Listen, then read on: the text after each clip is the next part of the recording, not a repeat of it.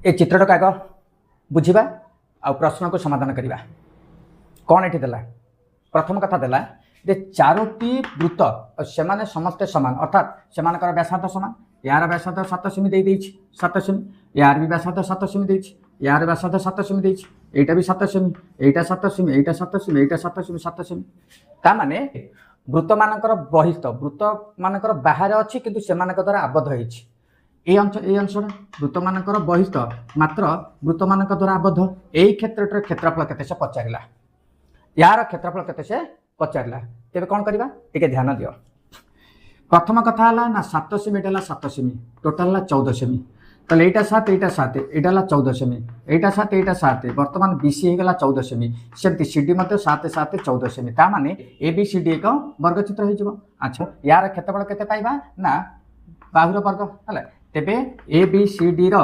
बाहु हैला केते ना 14 सेमी ताले क्षेत्रफल केते हबो क्षेत्रफल केते हबो ना 14 रो स्क्वायर समान 196 वर्ग सेमी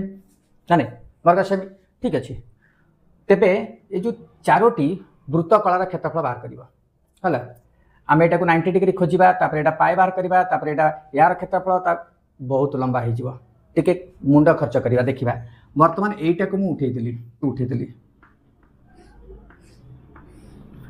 एक नंबर एक नंबर टाक ये नहीं पुणी 2 नंबर टाक ये उठेदेली 2 नंबर टाक ये उठेदेली है जो 3 नंबर टाक ये 2 नंबर 3 नंबर टाक ये उठेदेली ध्यान सहकार देखा पुणी 4 नंबर टाक ये उठेदेली तार लक्ष्य कल बर्तमान 1 2 3 4 ये 4टा मिसिक गोटे वृत्त हम ना नहीं जेहेतु यहाँ सामान समस्त सामान वृत्त अच्छी तेणु ये 4टा जब आम करवा गोटे वृत्त बाहर है कहीं आम जब यहाँ को भाग करवा सीधा भाग करवा तेबे ए भागटा है या भाग एटा सहित सामान एटा सहित सामान एटा सहित सामान एटा सहित सामान हम प्रति क्षेत्र जब आम करवा है कि प्रति क्षेत्र जब आम करवा ताले ठीक से अनुरूप घटना ही घटो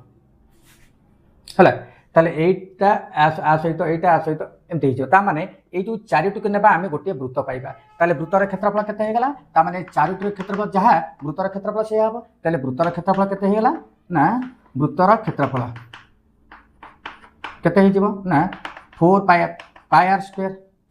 केते हम ना पाई आर स्क्वायर ताले 22 7 इंटू आरटा के 7 7 स्क्वायर इंटू 7 है ताकू काटिले ताले केते हला ना 154 वर्ग